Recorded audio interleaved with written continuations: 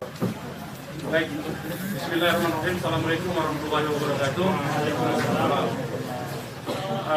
Pertama-tama kami DPP FPI mengucapkan innalillahi wa inna ilaihi rajiun atas wafatnya, atas syahidnya 6 orang laskar kami yang sedang dalam tugas pengawalan kepada pimpinan kami, yaitu Imam Besar Habib Rizik Syihab.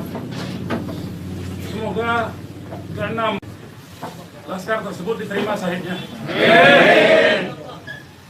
Yang kedua, kami sampaikan alhamdulillah Imam Besar kami bersama keluarga dan cucunya alhamdulillah dalam keadaan sehat. Amin. Ya. Dan saat ini sedang dalam pemulihan sebetulnya. Jadi saya di samping kanan saya perkenalkan dulu adalah Kiai Haji Sobri Lubis, adalah Ketua Umum DPP FPI. Di belakangnya adalah Panglima Laskar Pembela Islam Ustadz Maman Suryadi. Di belakang saya Wakil Panglima Laskar Pembela Islam Ustadz Jordan, dan ada pengurus FPI di belakang kita. Jadi pertama-tama saya mau sampaikan bahwa kami sebelum ada pengumuman dari pihak Polda, yang tadi itu pun kita dapatnya dari televisi, sebelum kita mendengarkan pernyataan dari pihak Polda, itu kita masih menganggap keenamnya dalam status hilang. Makanya pernyataan kita yang pertama keluar itu adalah pernyataan statusnya masih dalam keadaan hilang, kita sebutkan. Karena itu pernyataan dibuat pagi hari, ya, sebelum kita mendengar kabar bahwa keenamnya sudah syahid. Nah, kemudian saya mau jelaskan kronologi backgroundnya dulu, bahwa beberapa hari yang lalu, ya, memang ada beberapa pengintai di Pondok Pesantren Habib Rizik, yaitu hari Jumat, ya. Hari Jumat itu ada beberapa pengintai yang ditugaskan oleh institusi resmi negara. Ya, saya tidak mau sebut. Oleh institusi resmi negara yang ditugaskan mengintai 24 jam. Mereka menggunakan drone dan peralatan canggih lainnya. Dan kemudian ada komunikasi dari laskar yang menjaga Pondok Pesantren Habib Rizik di Megamendung itu dengan para pengintai. Karena kebetulan mereka terjebak dengan cara pengintaian mereka sendiri yang tidak profesional. Ada komunikasi antara laskar penjaga Markas Syariah Megamendung dengan para pengintai. Ya. Ada 3 orang yang berhasil dikomunikasikan dan kita mendapatkan semua data-datanya. Ya, data-datanya kita dapatkan semua, identitasnya kita dapatkan semua, dan ternyata pengintaian itu bukan cuma terjadi di Megamendung, di lokasi Pondok Pesantren Habib Rizik, tetapi juga di Petamburan sini. Posisinya di sebelah sana, ya, posisi para pengintai. Ada foto-fotonya kita dapatkan. Kemudian juga di Sentul yang sempat dilakukan aksi demonstrasi. Artinya yang saya mau sampaikan di sini, Habib Rizik sejak kepulangannya memang diintai 24 jam. Ada 30 orang. Masih di Sentul, 10 orang di Megamendung. Jadi kita sudah tahu sebetulnya. Ya, kita sudah tahu. Nah, setelah proses hari Jumat itu, beliau bersama keluarga meninggalkan tempat istirahat beliau, tempat pemulihan beliau yang tadinya di Megamendung, beliau pindah ke Sentul, ya, pindah ke Sentul. Kemudian Ahad, ya, malam, yaitu hari Minggu pukul 22.30, artinya lebih sekitar setengah 11-an, ya, setengah 11 sampai jam 11 malam. Beliau meninggalkan lokasi dari Sentul untuk menuju ke tempat pengajian keluarga inti. Saya mau sebutkan, pengajian subuh, ya, pengajian subuh keluarga inti. Jadi tidak melibatkan pihak mana-mana pun juga. dengan 4 mobil keluarga. Di dalam mobil ada istri beliau, ada anak dan ada menantu. Artinya ada perempuan di dalam mobil itu. Dan ada cucu beliau. 2 orang masih bayi, 3 orang balita. Ya. Jadi di rombongan Habib Rizik itu ada balita, ada bayi dan masih belum 1 tahun dan ada balita. Itu yang saya mau tegaskan. Jadi ini adalah perjalanan keluarga biasa. Beliau mau melakukan pengajian keluarga saja, karena biasa pengajian subuh keluarga. Ya. Nah, di dalam perjalanannya lebih kurang pukul 12.30 artinya setengah 1 malam. Rombongan beliau dengan dikawal. Beliau menggunakan keluarga menggunakan 4 kendaraan roda 4 dan dikawal oleh 4 mobil juga oleh laskar. Ya. Nah, di dalam perjalanan ada orang yang menguntit sejak dari keluarnya beliau dari Sentul itu. Ya. Terus dikuntit dan akhirnya para penguntit ini berusaha memotong, entah apa tujuannya.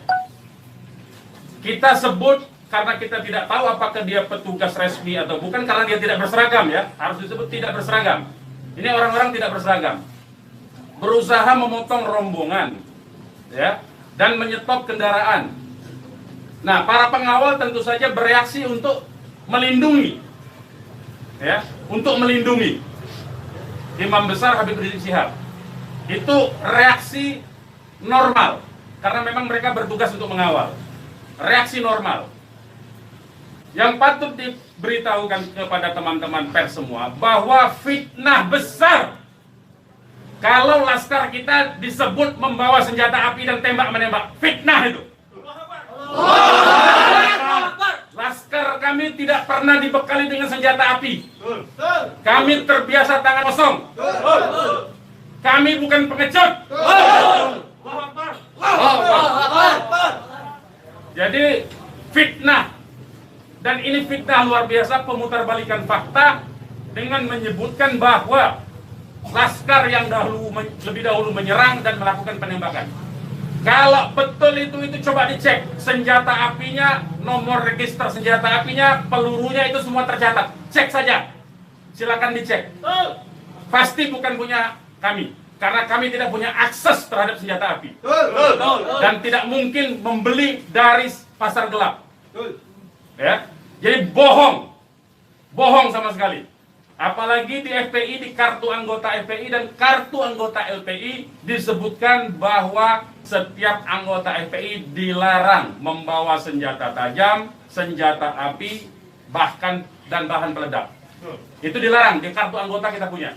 Ya. Nah, jadi upaya-upaya memfitnah, memutarbalikkan fakta hentikanlah. Ya. Hentikanlah. Nah, kemudian kejadiannya, ya, kenapa kami menyatakan laskar kami dalam keadaan hilang? Karena memang kami belum tahu keberadaannya di mana. Itu membuktikan bahwa mereka dibunuh dan dibantai, saudara-saudara. Ya. Kalau sejak awal tembak menembak itu berarti dia tewasnya di tempat dong. Tewas di tempat pasti banyak. Semalam saya sendiri sampai jam 3 sudah ngecek dengan teman-teman yang di lapangan, tidak ada jenazah di situ, tidak ada keramaian di situ. Yang ada justru petugas aparat setempat yang ada di lokasi yang diperkirakan di sekitar pintu tol Karawang Timur. Ya, di tengah malam itu saya suruh cek. Begitu saya mendengar ada berita terjadi ada laskar kita yang ditembak, kita suruh cek ke pintu tol Karawang Timur. Ternyata tidak ada mobil laskar di situ. Mobil laskar tidak ada, jenazah tidak ada. Kalau itu memang tembak-menembak dan tewas di tempat, itu pasti ada jenazah di situ. Pasti membutuhkan proses lama untuk evakuasi di situ. Tetapi ini tidak ada. Dan bahkan saudara-saudara perlu ketahui, teman-teman media, sempat salah satu laskar mengirimkan voice note rintihan dari salah satu laskar kita yang ditembak. Itu artinya apa? Itu artinya laskar kami dibawa ke satu tempat dan dibantai di tempat itu.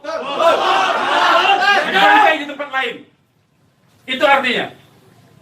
Dan kemudian waktu kemudian setelah voice note terkirimkan, tidak ada lagi HP dari laskar 6 orang itu yang aktif kita hubungi. Kita sudah cari sampai pagi tadi, sampai siang tadi, sebelum pengumuman dari pihak Polda, kita sudah cari kemana-mana, ke rumah sakit kita cari, ke kantor polisi kita cari, karena kita anggapnya itu orang hilang. Dan ternyata kemudian ada pengumuman bahwa seperti yang dinyatakan fitnah, yang menyatakan tembak menembak itu, ya. Nah jadi sekali lagi saya mau katakan tidak betul.